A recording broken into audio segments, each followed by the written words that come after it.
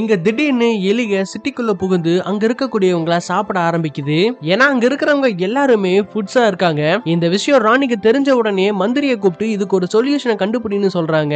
அவரு பூனை கழுத்துல இருக்கிற பெல்ல வச்சு பயன்படுத்திடலான்னு பாக்குறாரு. ஆனா அது அவரவே துரத்திட்டு வருது. இப்ப ரெண்டாவது மந்திரி நாம ஏன் பூனைகளை சிட்டிக்குள்ள விடக்கூடாதுன்னு கேக்குறாரு. அந்த யோசனை பிடிச்சதும் அதை செயல்படுத்துறாங்க. ஆனா உள்ள வந்த பூனைய பசியா இருந்தனால இவங்களவே துரத்த ஆரம்பிக்குது. இது எல்லாத்தையும் பாத்துக்கிட்டு இருந்த மூணாவது மந்திரி இது எல்லாத்துக்குமே காரணம் இந்த சலூன் கடைக்காரன் தான். அவன் தான் ஃபேஷன் சொல்லி எல்லாத்தோட தலையிலயும் சாக்லேட் ஸ்ட்ராபெரின்னு மாத்தனனாலதான் எலிக அட்ராக்ட் ஆகி எல்லாத்தையும் அட்டாக் பண்ணிக்கிட்டு இருக்குதுன்னு சொல்றான். இதனால ராணி அவனை ஜெயில போட சொல்லிடுறாங்க. ஆனா அவன் என்கிட்ட ஒரு பிளான் இருக்குன்னு சொல்றான். அதனால ராணி அவனுக்கு இன்னொரு வாய்ப்பு கொடுக்குறாங்க. இப்ப எல்லாத்துக்குமே பூனை வேஷம் போட்டுவிட்டா அதை பார்த்து எலிக பயந்து ஓடிடுன்னு நினைச்சு இப்ப சிட்டில இருக்கிறவங்க எல்லாத்துக்குமே அந்த மேக்கப்பை போட்டு விடுறான். இப்ப அந்த எலிக்கு முன்னாடி நடந்து போறாங்க. இவங்கள பார்த்து பயந்து ஓடுன்னு நினைச்சா இவங்க குட்டியா கியூட்டா இருக்கிறத பார்த்து அது காதுல விழுந்துருது. இதனால இதய துடிப்பு வேகமா துடிச்சதுல அது வெடிச்சு அந்த இடத்துலயே அந்த எலிகளா செத்து போயிருது.